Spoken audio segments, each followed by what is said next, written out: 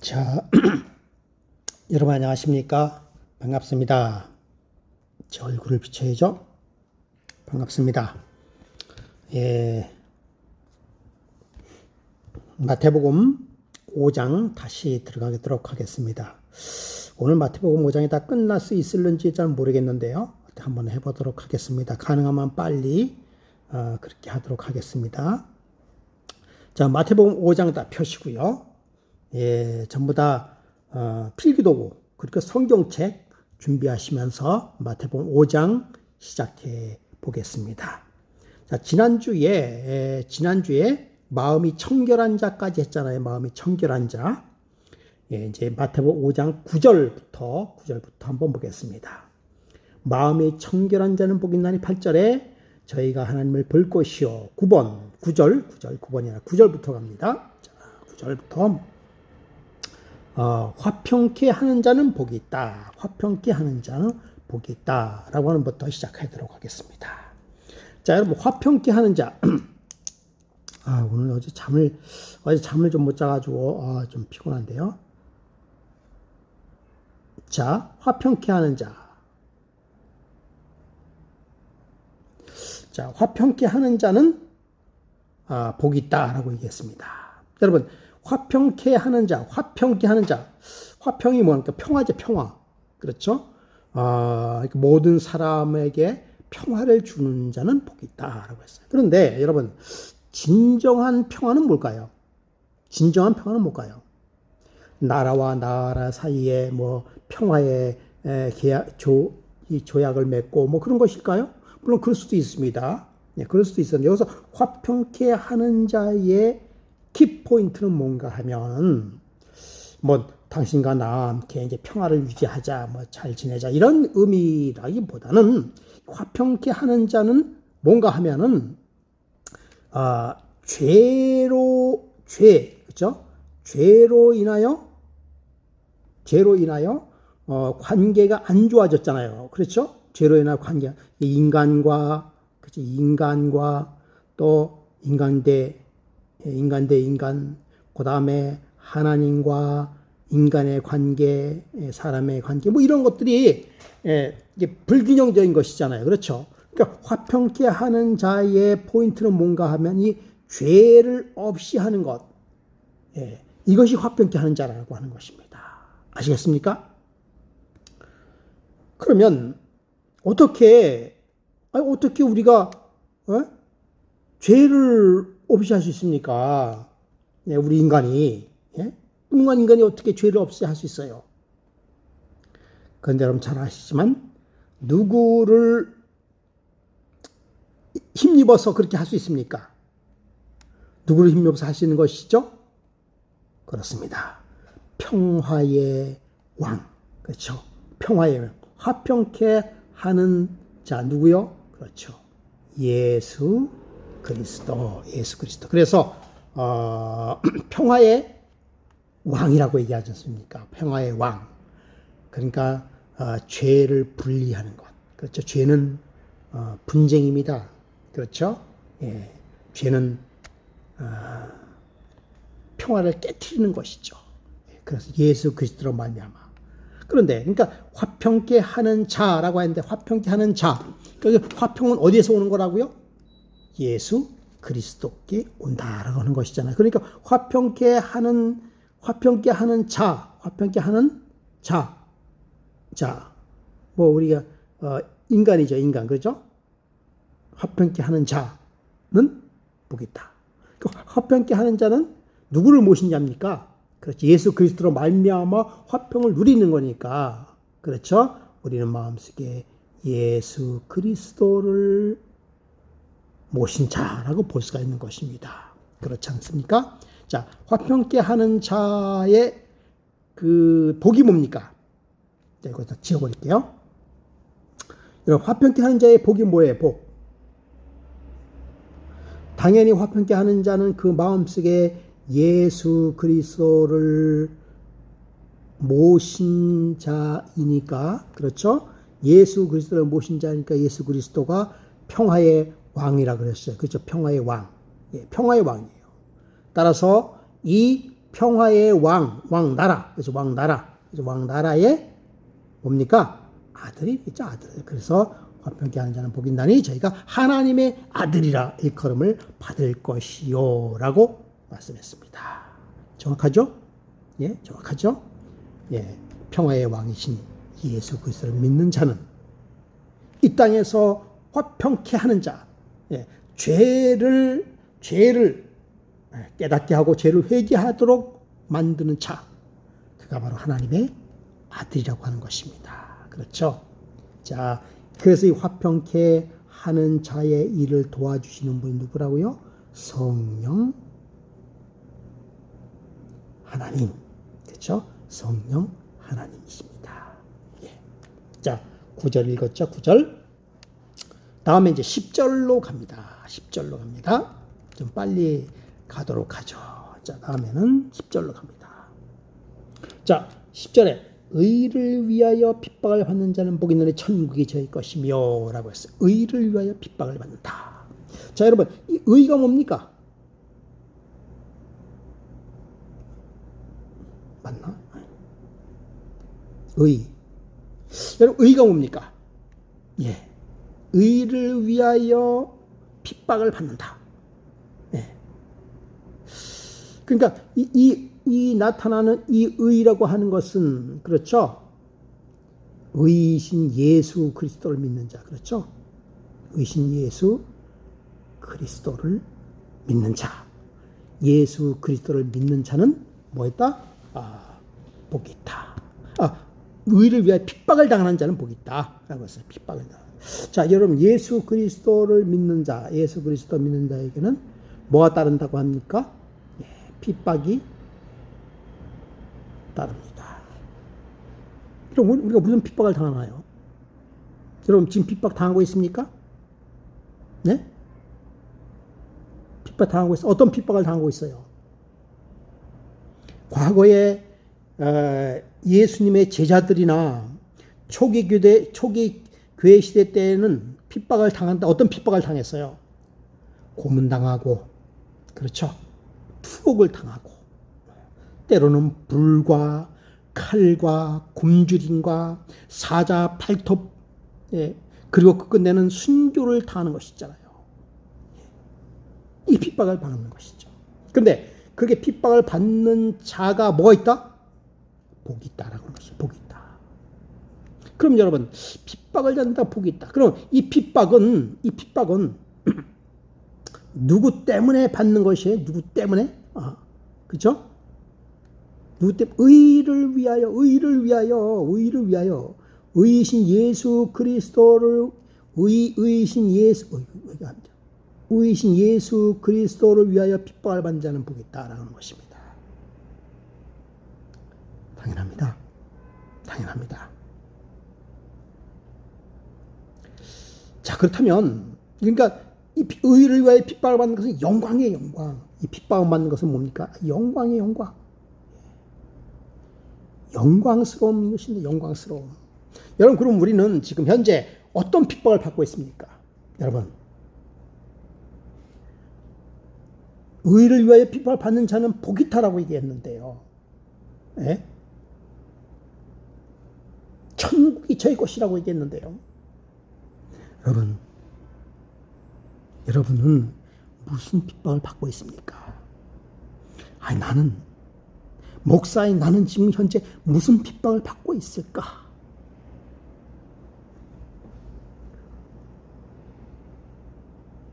쉽게 떠오르지 않으면 의를 위하여 핍박을 받는 게 아니죠. 예, 의를 위하여 일하는 게 아니라고 볼 수 있잖아요. 분명히 의를 위하여 핍박을 받는 자는 복이 있다라고 했어요. 그러니까 우리는 의를 위한 핍박을 뭐 하고 있는 것입니까? 피하는 거예요. 피하는 거. 그 영광을 피하고 있어요. 안 그렇습니까? 안 그래요?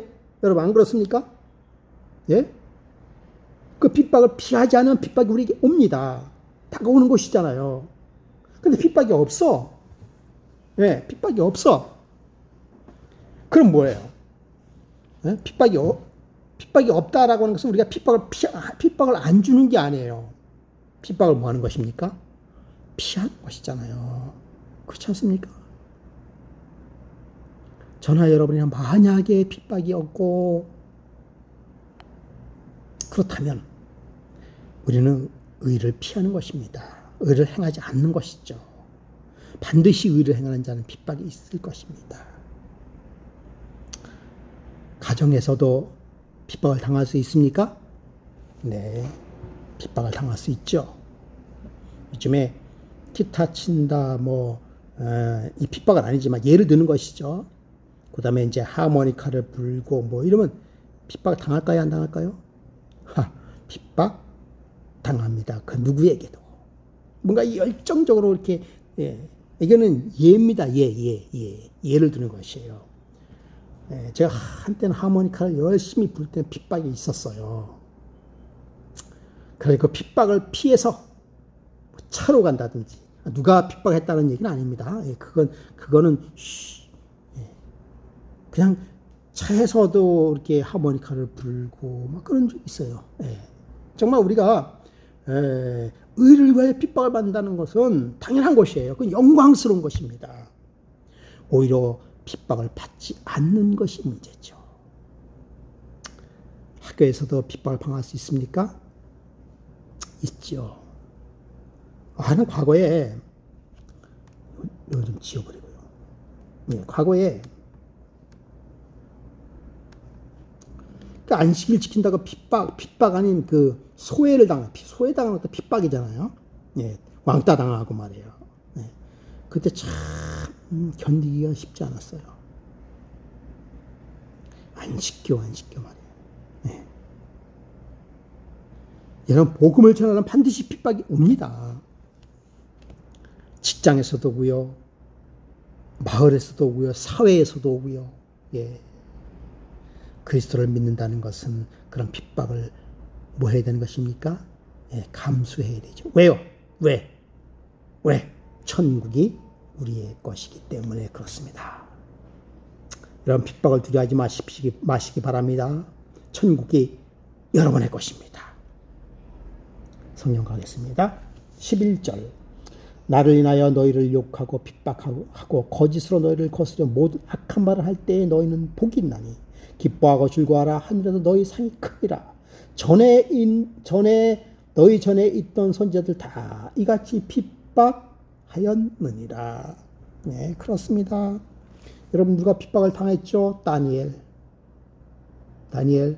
정말 하나님을 믿음으로 말미암아 많은 핍박을 당했습니다. 동료로부터 핍박을 당했죠. 그렇죠? 동료로부터 핍박을 당했죠.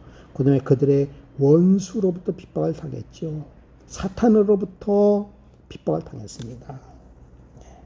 그 결과 어떻게 했습니까? 그거 피하지 않았어요. 피하지 않고 그들은 정정당당하게 하나님을 향하여 그 민족을 위하여 기도드렸던 여러분 놀라운 장면을 여러분 보고 있지 않습니까? 때로는 이 핍박을 당해서 뭘 위험을 받았어요? 목숨의 위험을 다 받았습니다. 그럴지라도 뭐 하지 않았습니까? 핍박을, 고난을 두려워하지 않았습니다. 자, 고린도후서 성경 보겠습니다. 고린도후서 12장 10절 한번 보겠습니다. 12장 10절. 그러므로 내가 너희를 위하여 약한 것들과 능력과 궁핍과 박해와 곤고를 기뻐하노니 이는 내가 약한 그때에 강함이라. 즉, 이 핍박과 곤고를 기뻐한다라고 말씀하고 있습니다. 이 정도는 돼야죠. 그냥 좀 안식일이 좀 어려우면은 교회에 못 오고 우리가 핑계가 많아요. 그렇죠? 우리 삶 속에서 신앙이 우선입니까? 아니면은 그 밖에가 우선입니까?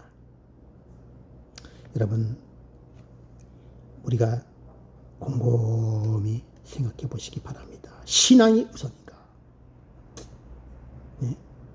신앙을 우선으로 삼고 있는가? 아니면 신앙보다도 내 삶의 그 무엇이 우선인가? 생각해 볼 문제 아니겠습니까? 그렇습니다. 성경은 그렇게 이야기하지 않고 있습니다. 그리스도를 위하여 능력과 궁핍과 박해와 곤고를 나는 뭐하나? 기뻐하노라 라고 말씀하고 있습니다. 자, 이제 13절로 갑니다. 13절 이제 분위기가 바뀌어요. 그렇죠? 분위기가 바뀝니다. 13절. 자, 13절 읽어보겠습니다. 너희는 세상의 소금이니 라고 말씀하고 있습니다. 소금. 자, 너희는 세상의 소금이니 라고 말씀하고 있어요. 우리가 소금이라는 거예요. 그렇죠? 우리, 너희. 자, 우리는 뭡니까? 하나님을 믿는 자.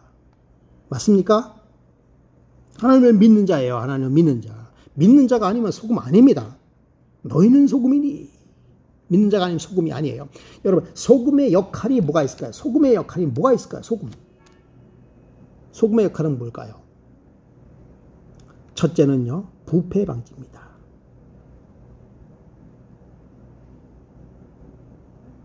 둘째는 뭘까요? 맛을 냅니다. 맛을 내요. 셋째는 뭘까요? 여러분 한번 생각해 보세요. 소금. 네. 절여진다? 네. 그 다음에 소금의 그 특징이라고 볼 수 있어요. 소금의 특징은. 예.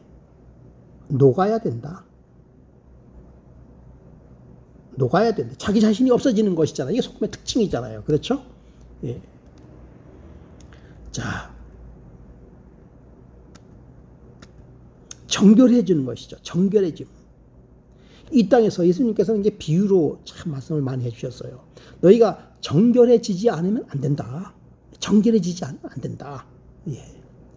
그러니까 우리가 이 땅에서 소금의 제대로 역할, 여기 보세요. 만일 그 맛을 잃으면 무엇으로 짜게 하리요? 후에는 아무 쓸데없어 다만 밖에 버리고 사람에게 밟힐 뿐이라.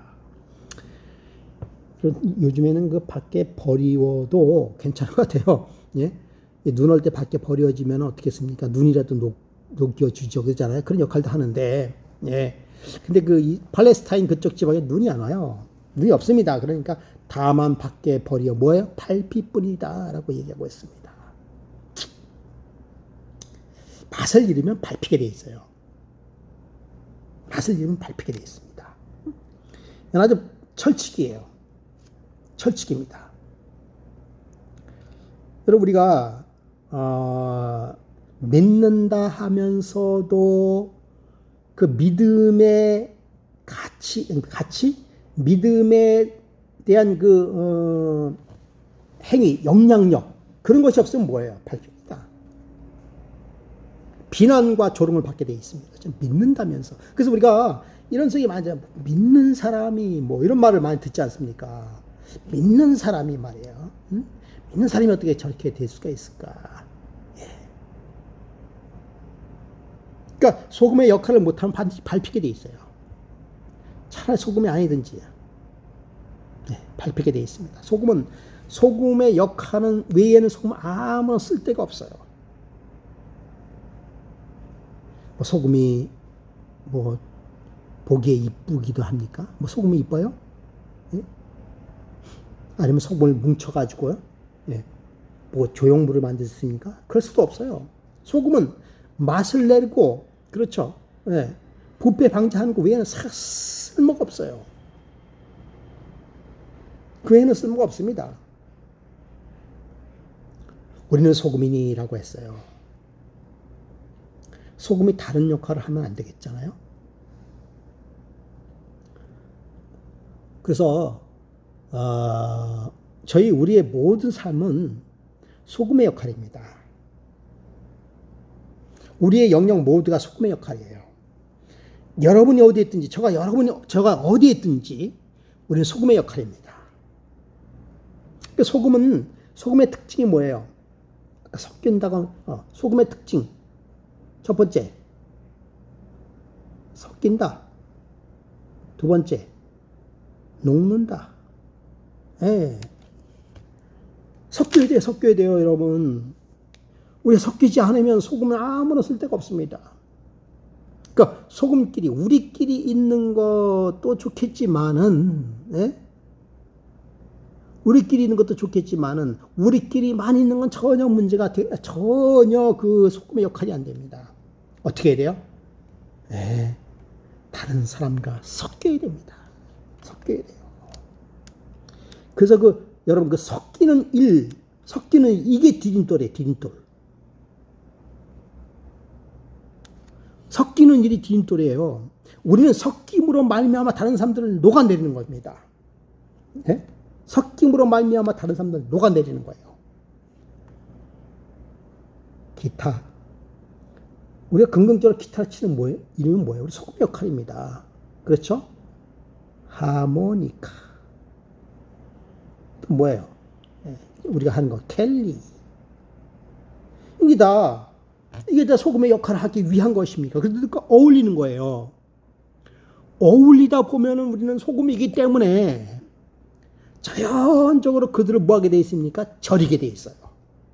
섞이면. 그러면 나의 모습은 보이지 아니하고, 예, 상대방의 모습이 뭐 하게 되는 거예요? 맛있는 그러한 배추로, 음식으로 변하게 되는 것입니다. 이게 소금의 역할이라고 하는 것입니다. 그럼 여러분, 기타 치고 하모니카하고 켈리하고 좋아요. 다. 거기서 소금으로 남아있으려고 그러면 안 돼요. 네.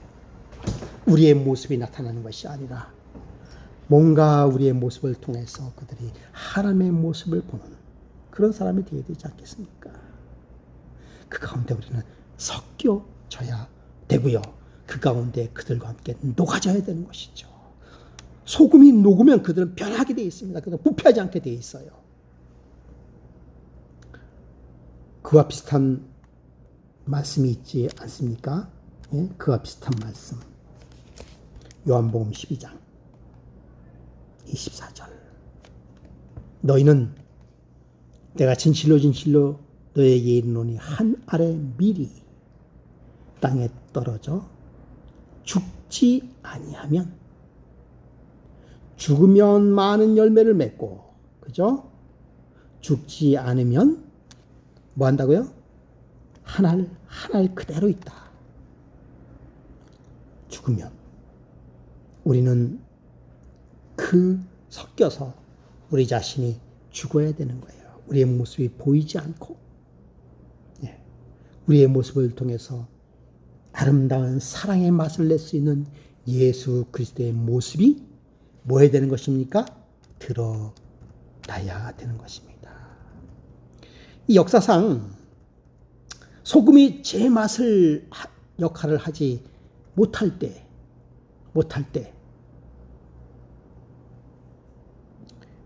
세상은 혼란스러워요. 그렇지 않습니까? 네. 그래 여러분, 세상이 혼란스럽고 또 세상이 어려울 때는 에휴, 내가 소금의 역할을 못해서 그렇구나 라고 생각하면 됩니다. 그런 소금의 역할, 그 소금, 자 이거 지워버리고요. 여러분, 소금의 역할, 그죠? 소금의 역할과 똑같은 역할을 하는 게 있습니다. 뭐일까요? 소금의 역할과 똑같은 역할? 네? 형태와는 그런 것만 좀 다를 수 있습니다. 14절에 너희는 세상의 빛이라. 빛의 빛, 소금의 역할과 똑같은 것이 뭡니까? 빛입니다. 소금의 역할을 다르게 표현한 것이 빛이에요. 빛이요? 소금 역할이 빛이 될 수 있을까? 예. 다른 사람에게 섞여가지고 다른 사람을 녹이는 그것이 뭐예요? 빛의 역할이에요. 예. 빛의 특징이 뭡니까? 비추는 거죠. 비추기.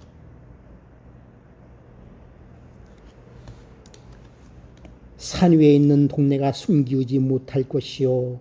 15절에 사람의 등불을 켜서 말 아래 두지 아니하고 등경 위에 두나니 이러므로 집안 모든 사람에게 비추느니라. 16절 너희가 이같이 너희의 빛을 사람 앞에 비추게 하여 너희 착한 행실을 보고 하늘에 계신 너희 아버지께 영광을 돌리라. 자 여러분, 자, 여기 보니까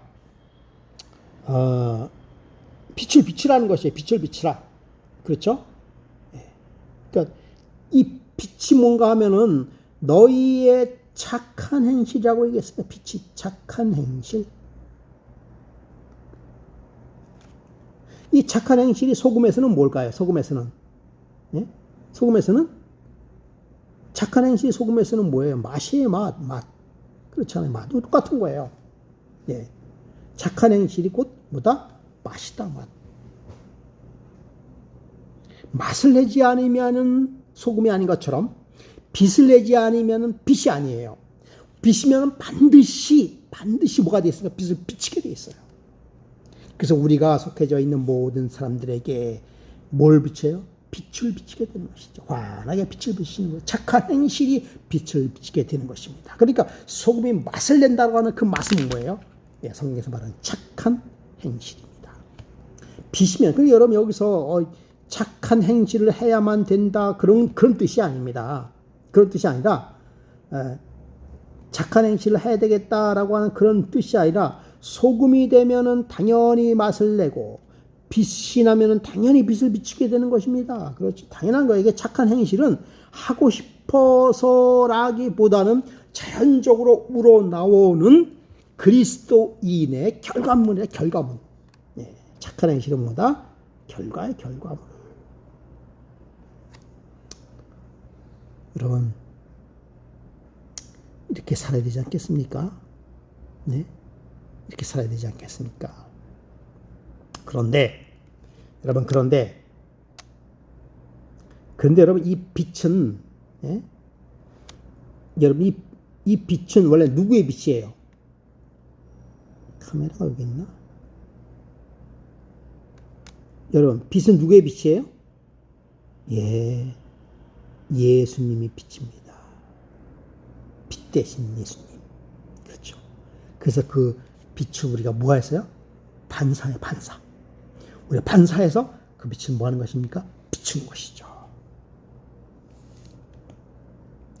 여러분, 제가 빛처럼 보입니까? 저에게 빛이 있습니까? 빛이 없다면 저는 예수의 사람이 아닙니다. 단순해요, 신앙은.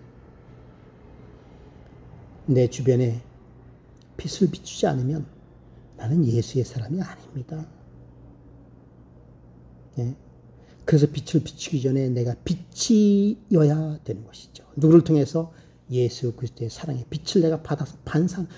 우린 빛은 반사하는 거예요, 반사. 그러므로 여러분, 빛이 반드시 밝게 되어 있어요. 반드시 밝게 되어 있습니다. 이건 아주 결과하면서 이것은 자연적인 원칙이죠.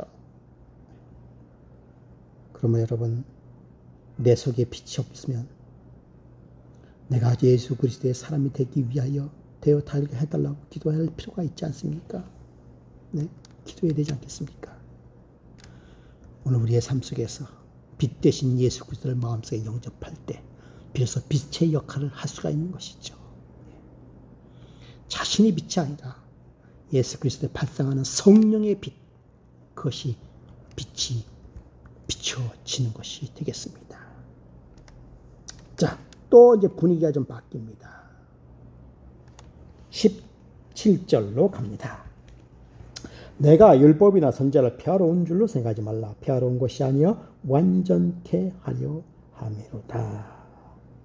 18절 진실로 너희에게 이르노니 천지가 없어지기 전에 율법의 1.1획이라도 반드시 없어지지 아니하고 다 이루리라. 다 참 이거 율법 문제, 율법 참 말도 많은 것이 율법이에요. 여러분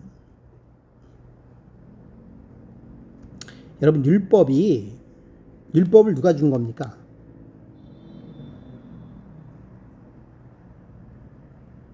참 저는 율법은 하나님이 주신 거예요. 그렇죠? 하나님이 주신 것입니다. 왜 주셨어요? 왜? 율법 왜 주셨을까요? 계속해서 그런 율법에 관한 그런 문제가 이제 나오는데요. 19절 그러므로 누군지 계명 중에 지극히 작은 것 하나라도 버리고 또 그 같은 사람을 가르치는 자는 천국에서 지극히 작다 일컬음을 받을 것이요 누군지 이를 행하며 가르치는 자는 천국에서 크다 일컬음을 받으리라 라고 말씀하고 있습니다. 율법을 왜 주셨을까요? 네? 율법을 주신 이유.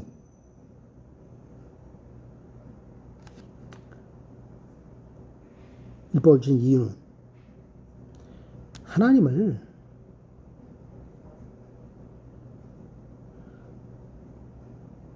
알게 하기 위하여 율법을 주신 거예요.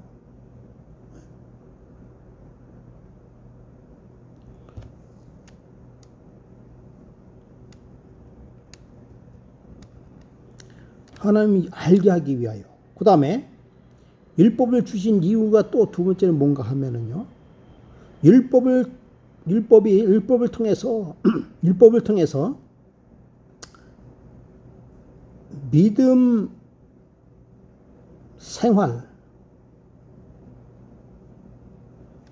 생활을 유지하기 위하여 율법을 주신 겁니다. 이제 바리새인에 관한 서기관 20절에 보면 내가 너에게 이르노니 너희가 서기관과 바리새인보다 더 낫지 못하면 결단코 천국에 들어가지 못하리라고 얘기하고 있어요. 그렇죠? 그러면 이렇게 좋은 것이 율법은 굉장히 좋은 겁니다. 네. 율법은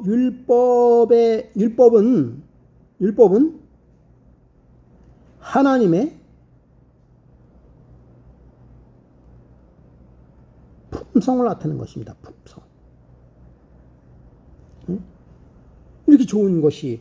그 율법은 뭐예요? 율법은 사랑이에요. 사랑. 이렇게 좋은 것입니다. 그럼에도 불구하고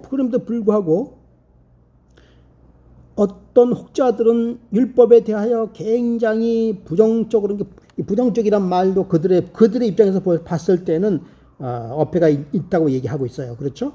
예. 그들은 율법을 굉장히 옹호하면서 율법에 관한 역작용을 계속 얘기하고 있어요. 여러분, 율법의 역작용이 뭘까요? 이거 좀 지우겠습니다. 여러분, 율법의 역작용이 뭔가 하면은 그건 율법주의예요.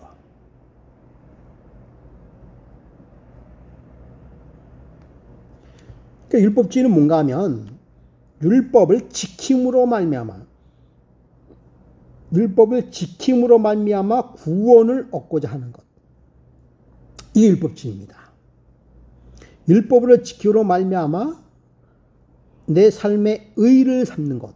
이것이 율법주의입니다. 네. 그러니까 사실 율법은 예수 그리스도를 알도록 이게 나를 이끄는 것에 지나지 않지만은 그러나 그 율법을 자체를 지킴으로 말미암아 내가 의를 삼는 것. 이게 율법주의라고 하는 것이에요. 내가 율법 지키려고 노력하는 게 율법주의 아닙니다. 절대로. 율법 지키는 게 율법주의 아니에요. 어떤 데 읽어보면요. 물론 믿음으로 말미암아 의를 설명하기 위하여 율법에 관한 그런 역작용을 계속 강조하는 것도 한편으로 이해가 됩니다만은 그런데 그 율법주의를 비판하는 사람들의 뒤에 보면은요. 안식이라든지 안식일 이런 것을 계속 까기 위한 그 배경이 포함되어 있습니다. 여러분, 율법은 1.1획도 피하지 않는 것입니다. 그럼 모세 율법은 피했네요. 예? 모세의 율법, 하나님께서 주신 모세를 통하여 주신 하나님 율법 10계명은 절대 피하지 않았습니다. 그것은 그대로 보존되어 있습니다. 그대로 보존되어 있어요. 그대로 보존되어 있습니다. 그러니까 율법주의는 율법을 통해서 구원을 얻는 것. 그거 외에는 율법주의 아니에요. 여러분 그거 확실히 아시기 바랍니다. 여러분 내가 안식일을 갖다가 금요일 오후 3시부터 그 다음에 안식일 해질 때까지 안식일 안식일 지키겠다. 그 율법주의일까요? 아닙니다. 절대로 율법주의 아닙니다. 그 마음에 율법이 마음에 부담이 돼가지고 말이에요. 예? 그렇게 안식일이 부담이 돼가지고 말이에요. 예? 그 율법, 그 안식일이 부담이 되면 안 된다. 자유스럽게 말이에요. 예? 안식일은 사람을 위해서 주인 것이지 하나님을 위해서 내가 자유스럽게. 그게 율법주의 아닙니다. 그건 방종이죠. 그게 믿음이 아니잖아요. 예? 방종이죠. 그래요. 또 저는 이제 코로나 시대에 저는 그것까지는 괜찮다고 생각이 들어요. 안식일 아침에 교회 오느라고 밥도 못 먹었어요. 교회에서 밥도 안 줘요. 예? 안 줘요. 그 다행히 집에 일찍 가면 괜찮지만은 뭔가 모여서 또 뭐 이렇게 해야 되는데 배가 고프잖아요. 배가 고프잖아요. 배가 고플 때 나가서 빵을 사 먹는다. 저는 그건 안식일 범한 거 아니라고 생각이 들어요. 저는 그건 과거에 저희 어렸을 때는요, 그런 게 절대 없었습니다. 근데 절대 없은 것이 율법주의냐? 고춧가루 먹고 그런 게 율법주의냐? 저는 율법주의라 생각하지 않아요. 그건 율법주의 아닙니다. 혹시 지나치게 안식일을 지키려고 노력했던 것이 있을 수는 있겠죠. 그건 율법주의 아닙니다. 율법주의는 말씀드렸죠. 내가 지킴으로 말미암아 나의 의를 삼는 것. 그게 율법주의예요. 율법주의 성향이 있을 수는 있겠죠. 예. 정말 저희 어렸을 때는요. 지금은 저는 안식일 지키는 것도 아니에요. 솔직한 얘기죠. 정말 해질 때까지 해지면은 해지기 전에 지금도 생각이 들어요. 그 시골에서 해가 뉘어뉘어 지기 전에 환송 예배를 드리죠. 환송 예배. 그럼 어떤 때는 정말 안식일이 지나는 게 참 아쉬울 때가 있었어요. 한편으로는 또 솔직히 말씀드리면 안식일이 지나니까 자유스러워지겠다. 그런 것도 있었어요. 예. 근데 여러분 안식일은 구별할 필요가 있습니다. 분명히 구별할 필요가 있는 것이죠.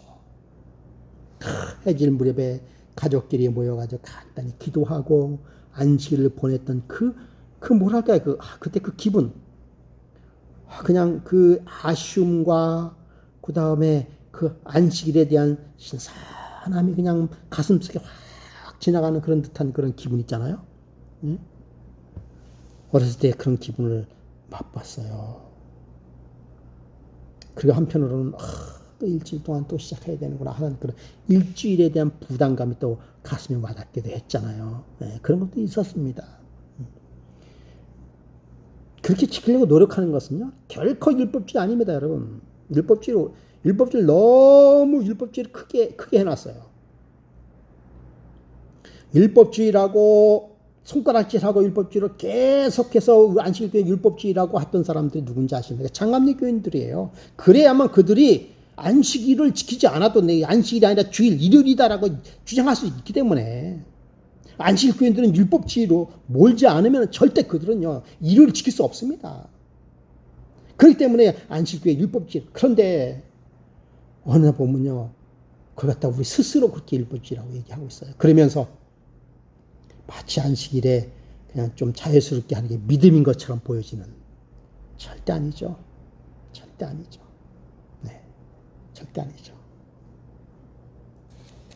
자, 여기 보니까 20절에 내가 너에게 이르노니 너희 의가 서기관과 바리새인보다 더 낫지 못하면 결단코 천국에 들어가지 못하리라. 우리가 믿음으로 말미암다 해가지고요. 예. 서기관과 바리새인들처럼 그렇게 철저한 모습으로 가지 않으면 안 된다는 것이에요. 그러니까 우리는 율법을 지키려고 하는 그 뭐가 있어요? 그 율법을 지키려고 하는 서기관과 바리새인들의 거기 플러스 알파 뭐가 들어가야 되는 것입니까? 그렇죠.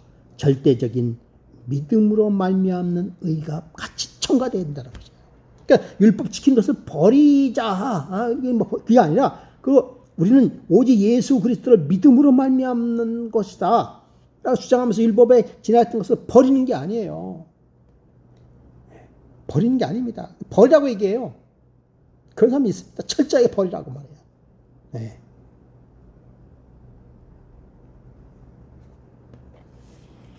그렇게 이야기하면서요, 은근히 자기가 주장하는 걸 이렇게 강조하고 있어요. 네. 믿음으로 말미암아 의를 주장하면서 정말 예수님의 그 오직 예수 그리스도를 나타내는 것 같지만은요, 그 뒤에는 내가 이렇게 이런 이야기를 한다라고 하는, 이렇게 얘기하는 사람 나밖에 없다, 우리다, 뭐 이런 것으로 강하게 있습니다. 그것도 아니죠. 네. 자, 계속해서 넘어가도록 하겠습니다. 벌써 40분이 됐는데요. 아유, 다 못하겠네요. 다 못하겠어요. 자, 이제 몇 가지만 하고 넘어가도록 하겠습니다. 21절에 옛사람이 말한 바 살인하지 말라. 누구든지 살인하면 심판을 받게 되리라 하였다는 것을 너희가 들었으나, 22절 나는 너희에게 이르노니 형제에게 노하는 자마다 심판을 받게 되고 형제에 대하여 나가라 하는 자는 공에 잡히게 되며 미련한 놈이라 하는 자는 지옥불에 들어가리라 라고 얘기했어요. 23절까지 그러므로 예물을 제단에 드리다가 거기서 내 형제에게 원망할 들을 만한 일이 있는 줄 생각하거든 예물을 제단에 두고 먼저 가서 형제와 화목하고 구해 와서 예물을 드리라 라고 말씀하고 있습니다. 더 읽을게요. 24, 25절 너희 송사하는 자와 함께 길에 있을 때 급히 사화하라. 그 송사하는 자가 너를 재판관에게 내어주고 재판관이 관예에게 내어주어 옥에 가둘까 염려하노라. 20절 진실로 너에게 이르는 내가 홀이라도 남김없이 다 갚기 전에는 결단코 거기서 나오지 못하리라 라고 하는 말이 있습니다. 살인하지 말라. 자, 구약시대는요, 살인은요 반드시 죽이는 거예요. 죽이는 것. 누굴요? 남을 해서 죽이는 것이 살인이었어요. 그래서 살인한 자는 반드시 뭡니까? 죽음을 당하게 되는 것입니다. 이것이 모세법이었어요. 그렇죠? 이는 이로. 그렇죠? 눈은 눈으로. 눈을 뺀 자는 자기 눈을 빼버려요. 남에게 고의적으로 남의 팔을 잘랐다. 자기 팔을 잘라버려요. 이게 그때 당시 모세의 법이었어요. 아주 공평한 법이에요. 아주 공평한 법이에요. 그런데 신약 시대에 와서는 이 살인이 엄청나게 뭐 했습니까? 확대됐어요. 확대. 여러분, 신앙생활 하기가, 여러분 잘 들어보세요. 신앙생활 하기가 구약시대가 쉬울까요? 신약시대가 쉬울까요? 어떻게 생각하세요? 네? 구약시대에 쉬워요? 신약시대가 어려워요? 여러분, 그런데 신약시대 때는 와서는 뭔가 하면요, 여기 보니까 누구든지 살인하지 말라. 그런데 형제에게 노하는 자마다 심판을 받을 것이요. 다른 사람을 미워하는 것도 살인이라고 얘기했어요. 구약시대 때는요, 남을 미워하는 건 살인이 아니에요. 아니었습니다. 근데 신약시대에 와서는 뭔가 하면은요, 남을 미워하고 시기하고 질투하고 여기 보니까 나가라. 형제 노하는 자는 심판을 받게 될 것이며, 나가라가 욕이에요. 지옥불에 들어가리라. 미련한 놈이라 라고 하는 자는 지옥불에 들어가시다. 그러니까 자기 형제를 욕을 한다든지, 그 다음에 뭐 한 자에 미워한다. 이게 다 살인과, 그렇죠? 죽음의 그런 극심한 죄라고 하는 것입니다. 여러분, 형제를 미워하지 않은 사람이 있습니까? 있어요, 없어요? 여러분, 미워하지 않습니까? 예? 이 형제라고 하는 것이, 우리 친형제들만 얘기하는 게 아니지 믿음의 형제들요. 예. 글쎄요, 여러분은 없을 수가 있겠죠. 예? 근데 목사인 저는 미워한 적 있습니다. 솔직하게요.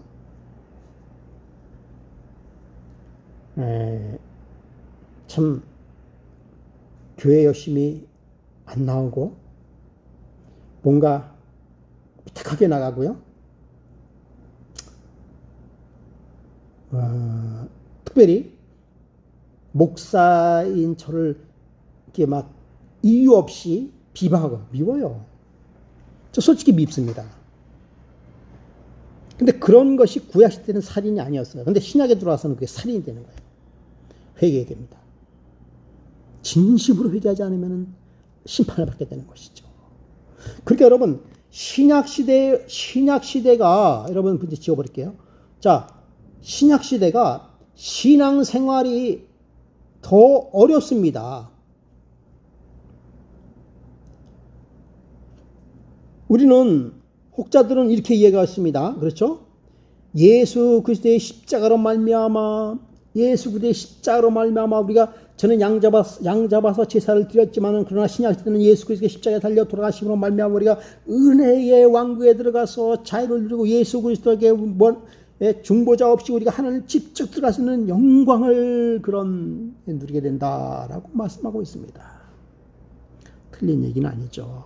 맞습니다만 그런데 여러분 신약시대에 와서는요 우리 신앙이 더 어려워졌어요. 우리 신약시대에서는요 가만히 앉아서도 죄를 범하게 되어 있습니다. 구약시대는 가만히 앉아서는 절대 죄에 법지 않아요. 구약시대 때는 신약시대 때는 가만히 책상에 앉아서도 수많은 죄를 범할 수 있어요. 잠자다가 가만히 생각하면 속에서 우라통이 치밀어요. 아이고 지워버리기 전화가 왔는데요. 다시 연락 바람. 네. 여러분 그렇게 돼버렸어요. 신약시대는 신앙이 우리가 더 어렵게 되었습니다. 여러분 그걸 기억하시기 바랍니다. 왜 그럴까요? 그 반면에 은혜도 우리에게 풍성한 은혜입니다. 예. 여러분 신약시대라고 해서요 믿음으로 말미암은 우리의 시대라고 해서 결코 우리의 신앙이 더 쉬워지지 않았어요. 성령이 우리 속에 거하신다고요. 그러니까 신약시대에는 율법이 우리의 신비의 세계에서 신비. 여러분 얼마나 무섭습니까? 하나님의 율법이 내 가슴속에 와닿아 있으니까 차라리 없으면 괜찮겠어요. 없으면 자유스러울 것 같아. 하나님의 율법이 내 가슴속에 와 있으니 얼마나 부담이 되겠어요. 신약시대에 결코 믿음이 구약시대 그러니까 우리의 믿음이 구약시대에 있었던 그들의 믿음보다 결코 낮을 수가 없어요.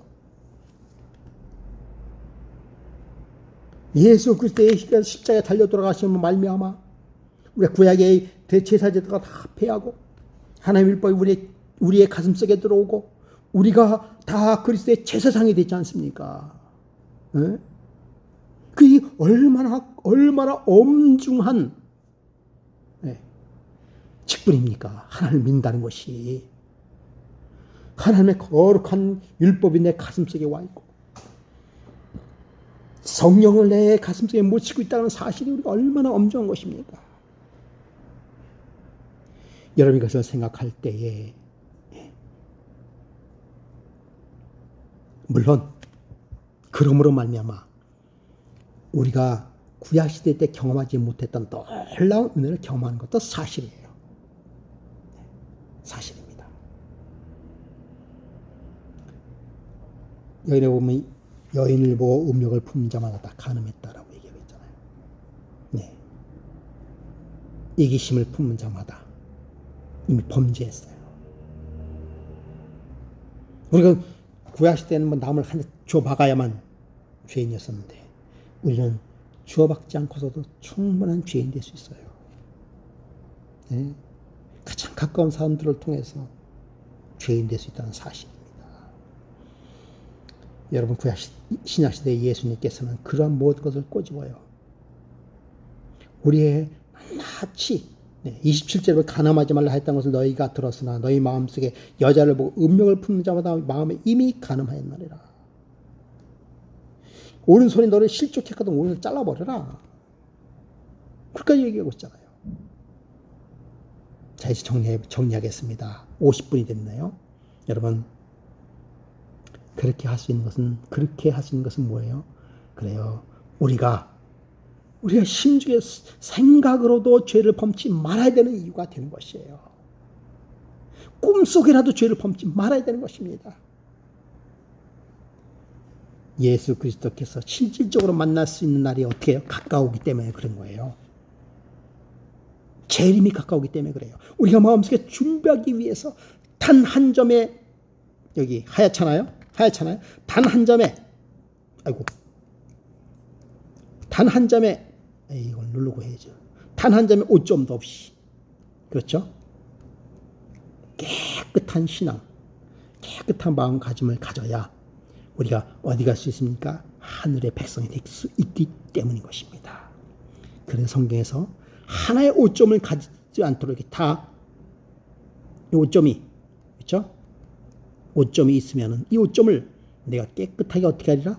지워주겠다. 라고 한 것이 하나님의 은혜입니다. 여러분, 그 하나님의 놀라운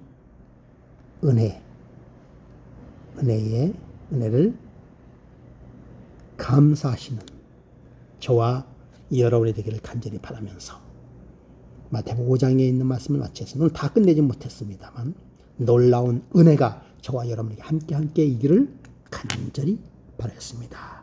여러분, 이따 뵙겠습니다.